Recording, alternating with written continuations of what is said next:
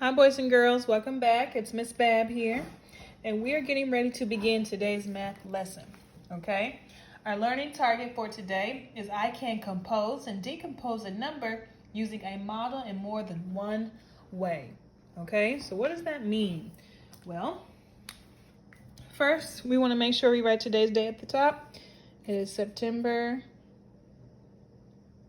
3rd, 2020. I had to think about that. What day is it?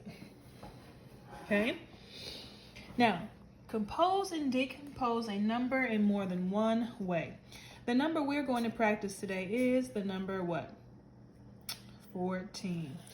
So go ahead and put that in the middle of your paper. And we're going to show and describe the many ways we can write 14. Okay? Now, one way we can write the number 14, what we call here is just regular number 14. We call this standard form. Can everyone say standard form? That's right, standard form. Okay?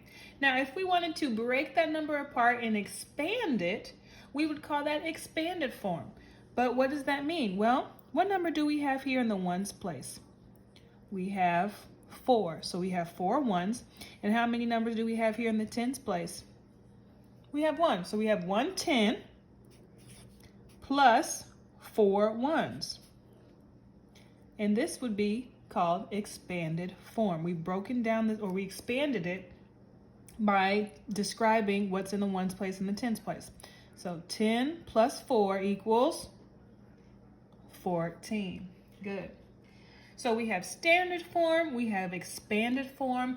Another way we can write 14 is by using pictorial form. Pictorial means a picture.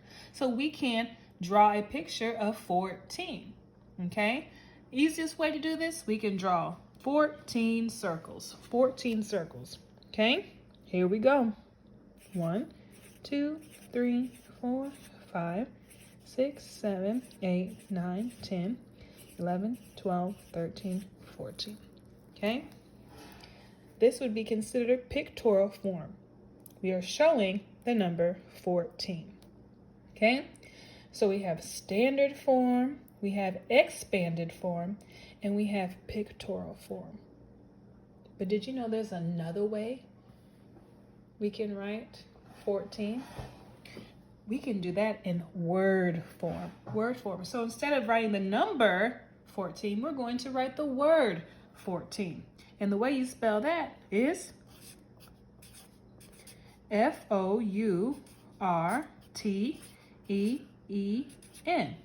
14.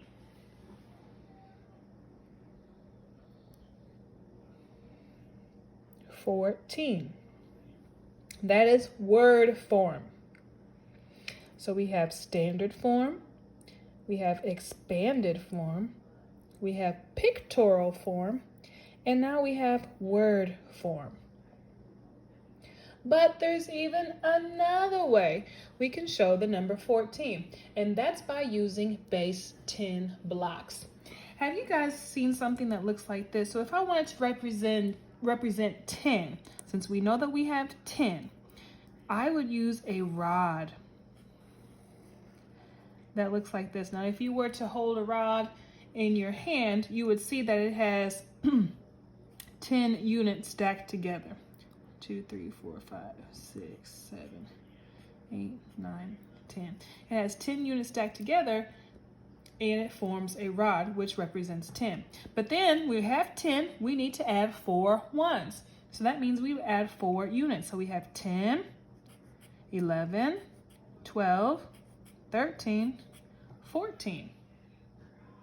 This is what the number 14 looks like using base 10 blocks.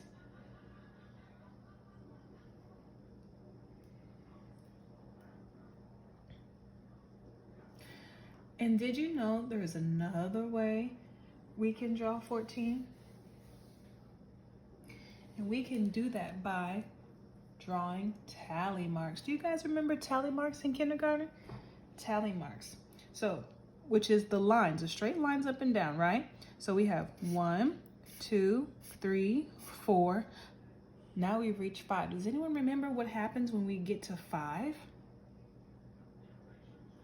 Right, we cross it over. That represents 5. So now we have 5, 6, 7, 8, 9. What about when we get to 10? We cross it over again. Okay? So when we get to every 5th number, we are going to cross it out just like that. So we have 5, 10, 11, 12, 13, 14. Okay? So in tally marks, that represents the number 14.